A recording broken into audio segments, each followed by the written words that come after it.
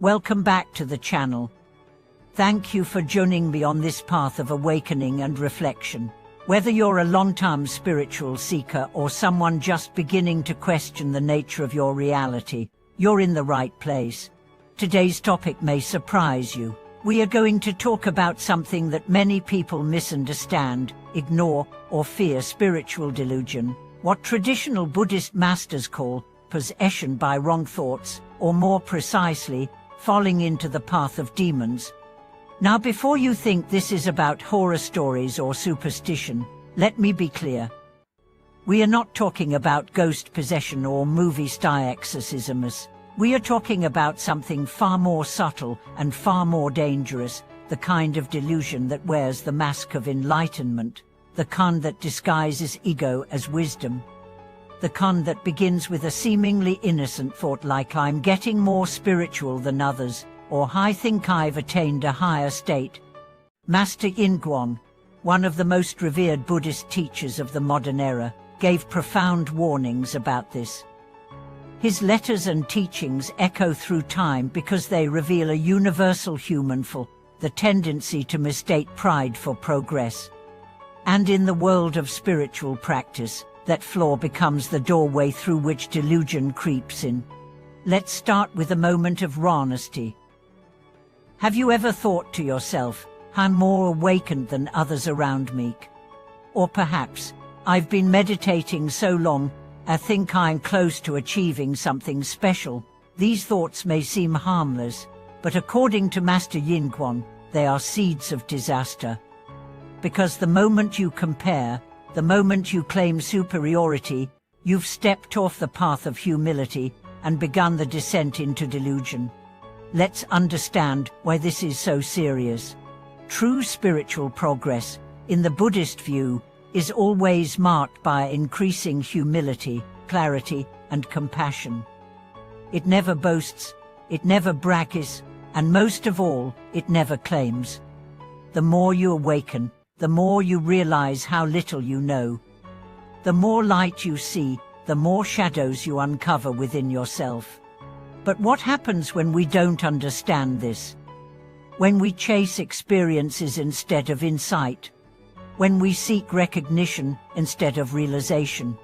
That's when what the scriptures call inner demons begin to stir. These aren't mythical creatures.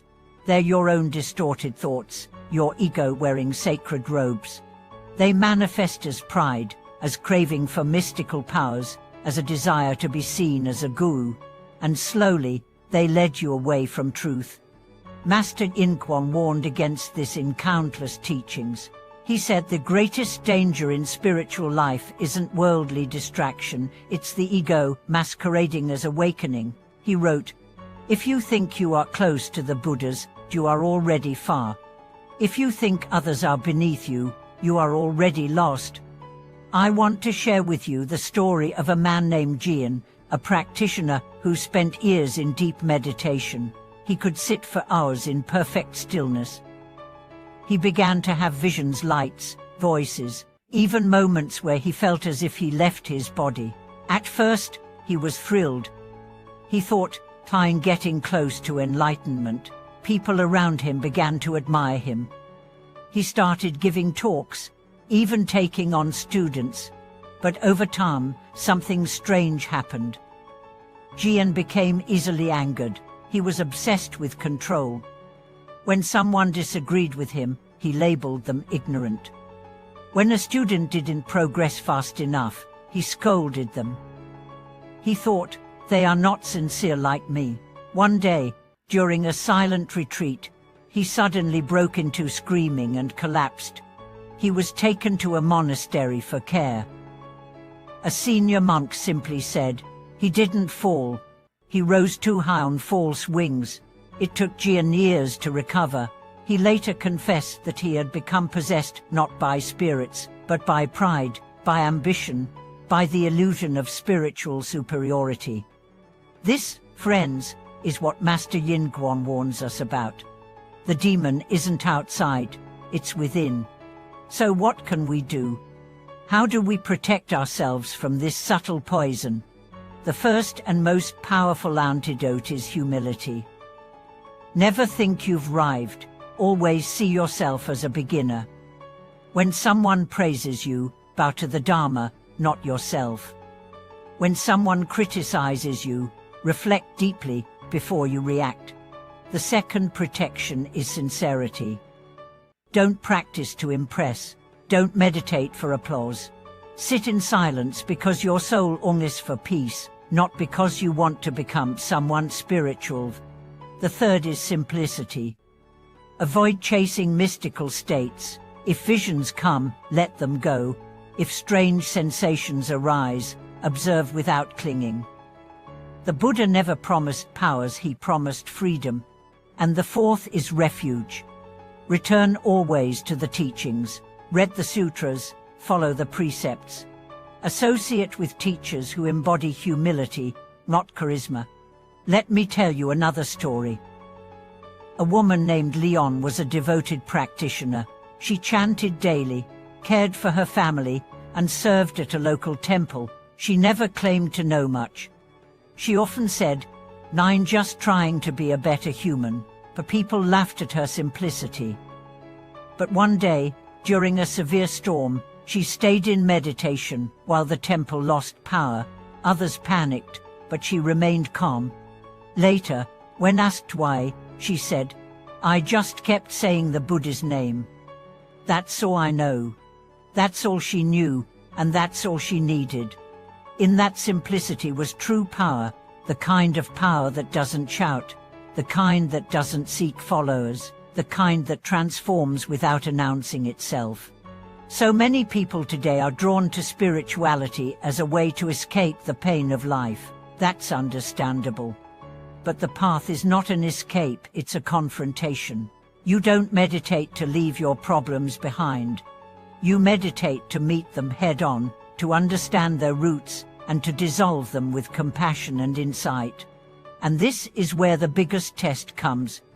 When you've practiced for a while, and people begin to admire you, and your mind says, "You are special," remember this. That's the moment when the demon smiles. Not all demons are loud. Some are sweet. Some sound like wisdom. But they're not. You'll know them because they separate you from others. They create distance, not closeness. Arrogance, not love. Control, not service. So what's the true sign of progress? You feel more compassion. You judge less. You smile more. You need less. You want others to be happy. And most of all, you remember, I'm still learning. Even the Buddha continued practicing after enlightenment.